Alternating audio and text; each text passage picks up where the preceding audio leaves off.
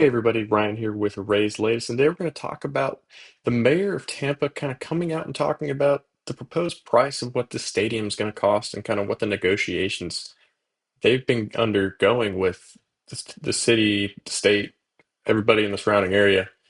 He says that the stadium's going to cost around $2.3 billion. That is an absurd amount of money. And I saw somewhere else that that's close. I think that's the second most expensive stadium ever built on record.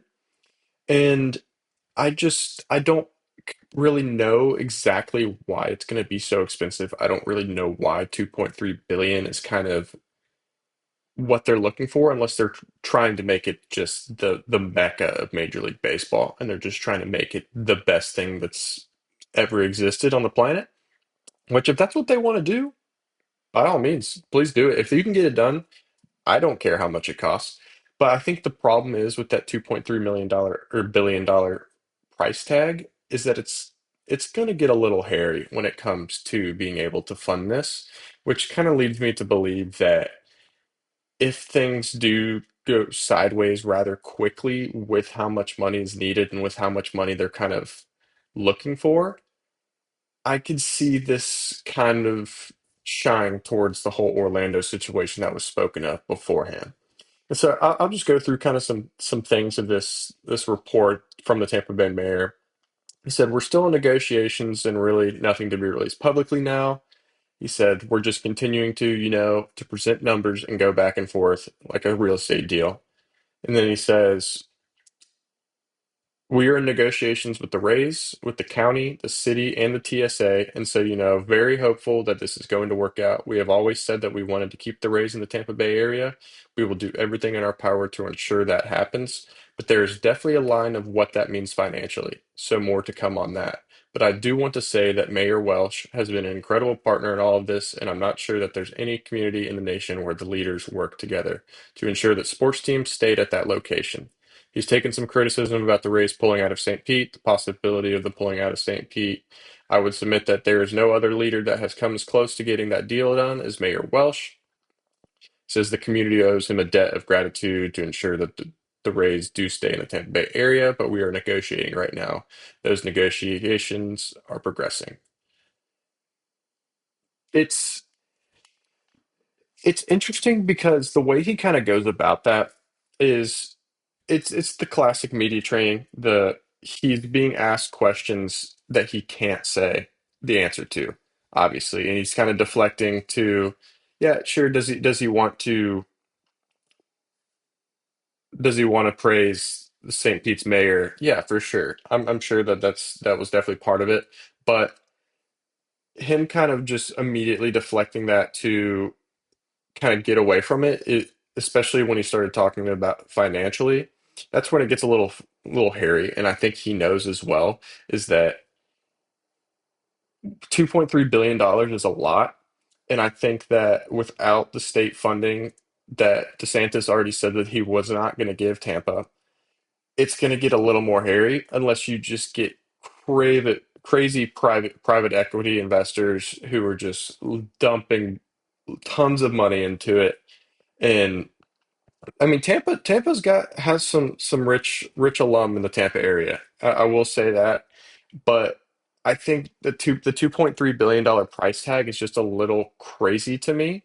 I think it's one of those where it's I did not see it coming to be 2.3 billion. I was thinking in the low 1 billions, honestly, like 1.1, 1.2 billion.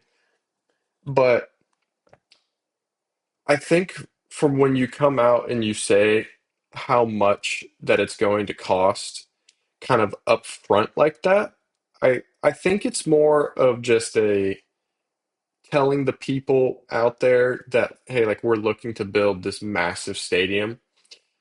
But I think that the financial impacts of said stadium is is a little interesting because if you come out and you say that we're spending $2.3 billion on the stadium and you don't necessarily know where any of the funding's coming from. Sure, you're in negotiation deals, but when your governor comes out and says that no state funding is going to be approved of this as of when he said that. Things could obviously change.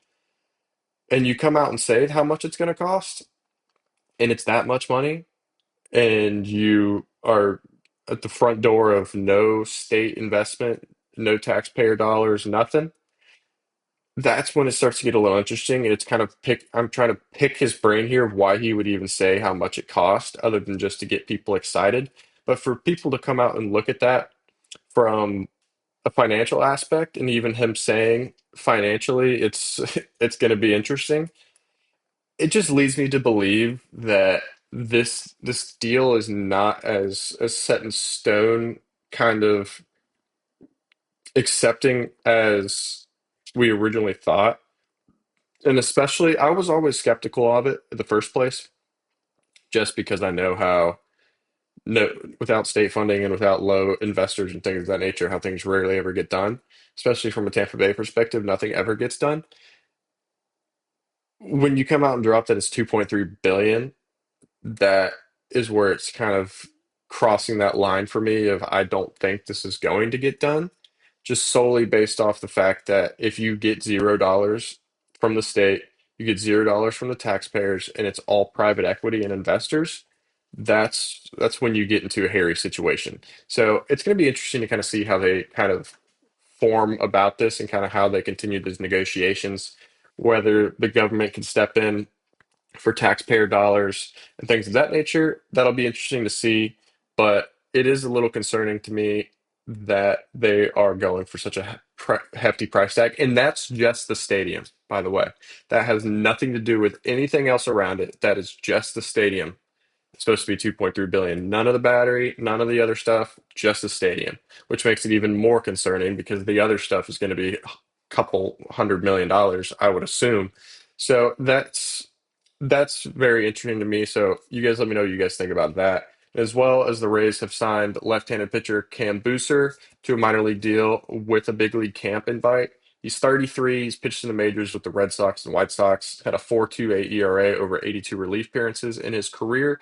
So it's not a crazy signing. It's just a minor league deal, but the possibility of a big league, not necessarily veteran, but he's had big league time. He's appeared in 82 games over his career at a big league level with the Red Sox and the White Sox. So it's nothing to really be crazy about. His stats aren't crazy jump out at you. Strikeout rate isn't crazy high. Walk rate is about average. It's just a veteran left-handed pitcher that hopefully can kind of morph into something in our minor league system and kind of hopefully maybe even break camp with the team or down the line, kind of just see how he morphs into it.